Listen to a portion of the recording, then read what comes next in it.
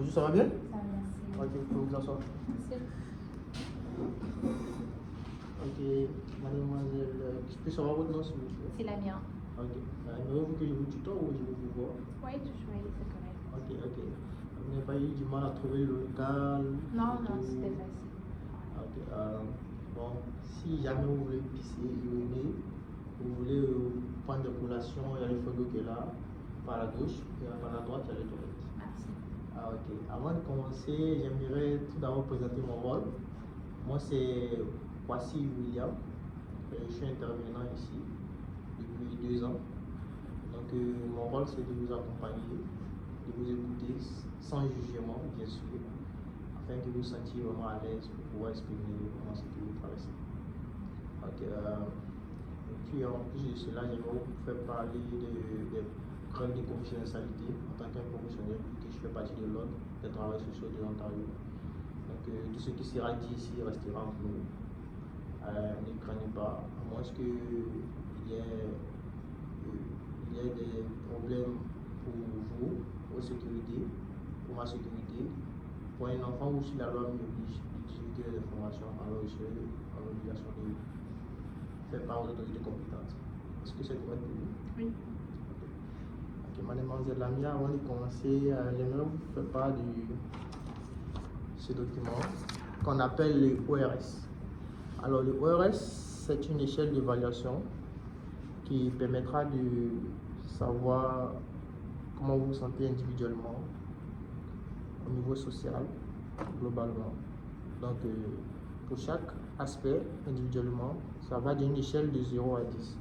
Donc, vous allez devoir me dire comment vous vous sentez individuellement, vous allez noter, puis après, il y a un test personnel. Donc, je vous donne ce stylo, cette plume, et prenez votre temps.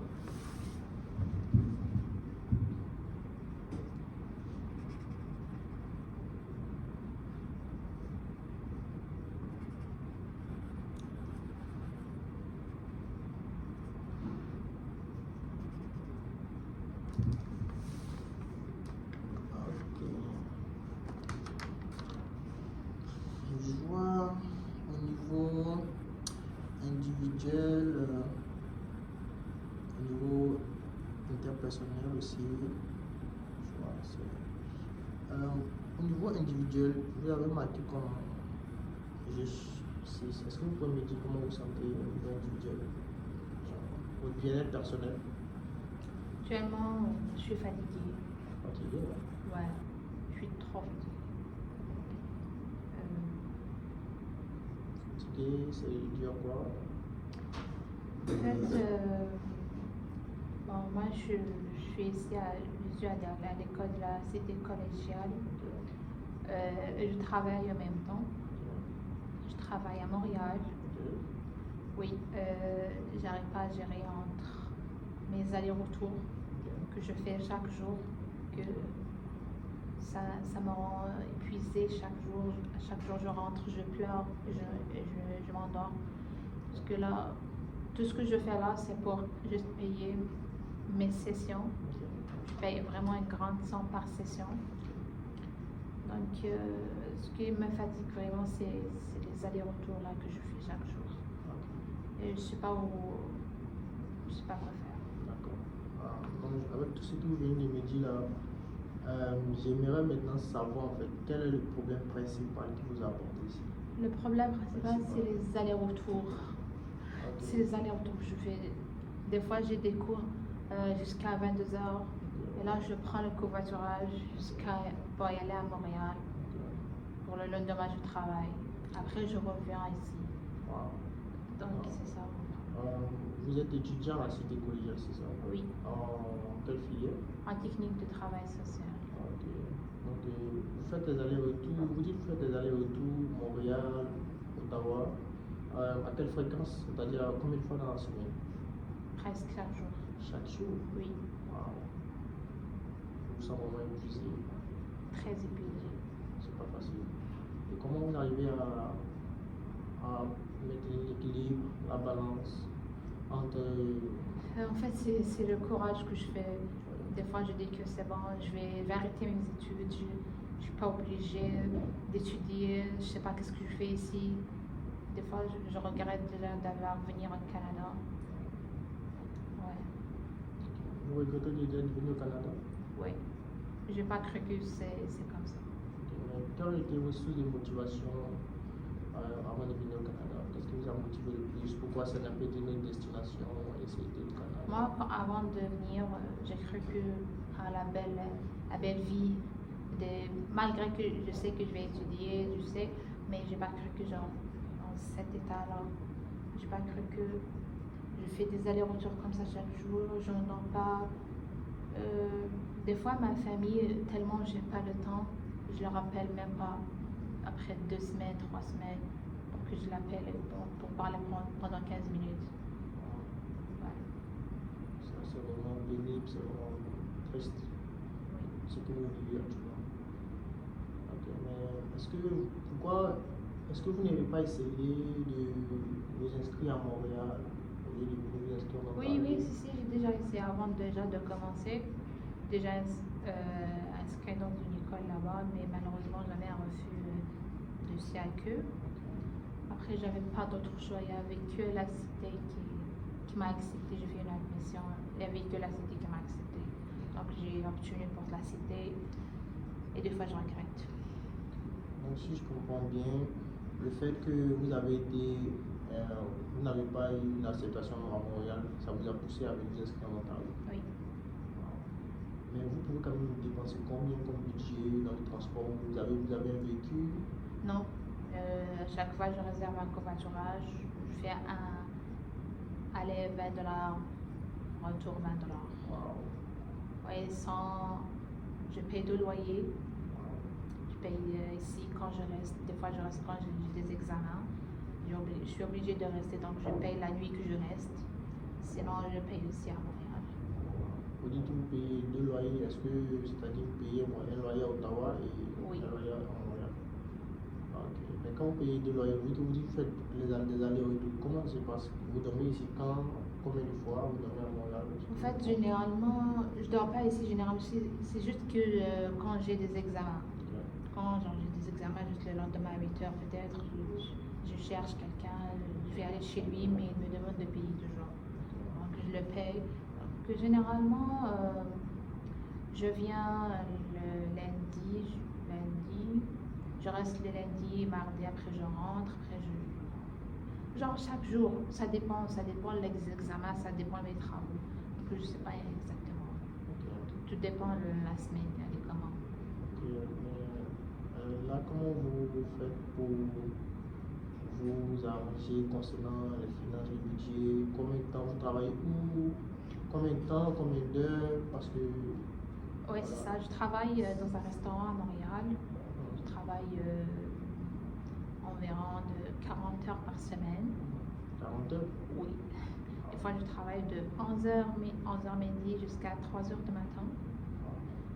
Après là, dès que je sors, je viens directement ici. Je travaille comme serveuse, c'est un job étudiant pour juste payer mes sessions, comme je dis, et mes charges. C'est pas facile. Donc, si je comprends bien, vous travaillez parce que vous travaillez beaucoup, vous étudiez aussi, vous êtes beaucoup en mouvement. Oui. Montréal, Ottawa. Est-ce que vous avez des frais? Est-ce que quelqu'un d'autre vous aide financièrement avec toutes ces charges? Oui, j'ai mon frère qui est ici. Je ne vais pas mentir, la première session, c'est lui qui m'a payé ma première session. Après là, j'ai dit que non. Maintenant, c'est à moi de payer. Je ne suis pas là pour demander à quelqu'un de me payer ou demander à mes parents en Algérie de me payer. Donc, il m'a dit que je te paye toutes tes sessions, mais moi, j'ai refusé. Je lui ai dit non, je suis là pour travailler, je suis là pour sacrifier, je suis là pour mon avenir. C'est les efforts que je fais, mais à un moment, je me sens épuisée. C'est vraiment pas facile, mais j'apprécie beaucoup votre courage. Merci. En tant que femme, c'est pas donné à tout le monde. Moi aussi, j'ai été étudiante dans votre situation, donc je comprends mieux de ce que vous vivez. Donc, à part votre frère, il n'y a pas d'autres membres de votre famille ici? Est-ce que vous avez un cercle social, vos amis? J'ai juste mes amis dans le restaurant où je travaille, c'est tout, on parle des fois. Sinon, ici à la CD, je fréquente personne parce que j'aime pas fréquenter des personnes que je connais pas. Il y a des profiteurs, il y a des... j'aime pas. Donc, je préfère rester seule, juste avec mon frère et ma famille qui me soutient. À part ça, j'ai pas besoin. Dans le cas du travail avec tes superviseurs, vu que tu n'as pas trop d'amis, est-ce que vous vous entendez avec ton superviseur, tes Oui. collègues? Oui, Il y a vraiment oui, des très bien. interactions? Oui. Ok. On est presque dans le même pays, donc on est vraiment bien. Alors, si je comprends bien, tu n'as pas de problème de sexe social, tu te sens bien comme ça? Ok, je vois, je comprends. Ok, là, je vous dirais que nous tirons à la fin de notre rencontre. Avant de terminer notre rencontre, j'aimerais vous donner ce document qu'on appelle le SRS, que vous allez signer.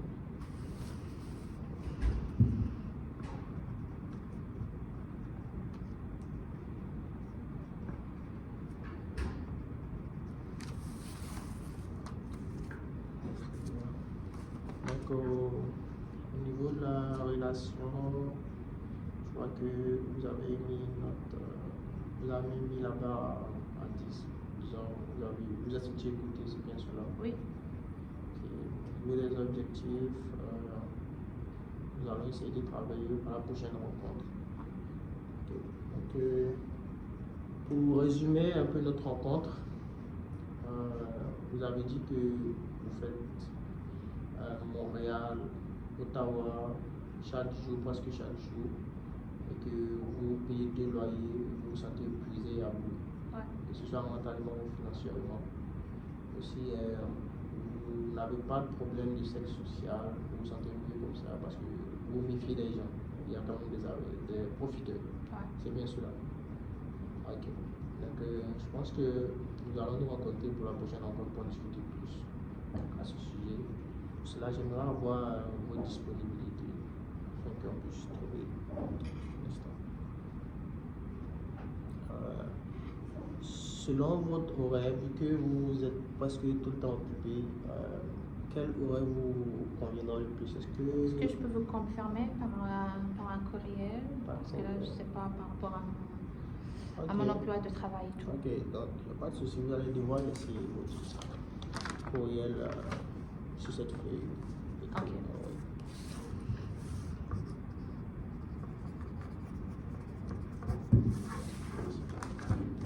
Ok, merci Madame Lamia. Merci Moi, à je vous. pense que oui, ça sera tout et bonne soirée. Merci. Au Merci, revoir. rentrez bien, au revoir. Donc voilà, ma vidéo tire à sa fin et lors de ma vidéo, j'ai utilisé plusieurs techniques, à savoir la confrontation qui a permis quand même de permettre à l'aider, de trouver des solutions à son problème et aussi des reformulations pour montrer mon empathie et mon sens d'écoute active face à ce qu'elle m'a expliqué. Donc voilà, ça a été un peu tout pour ça. Merci.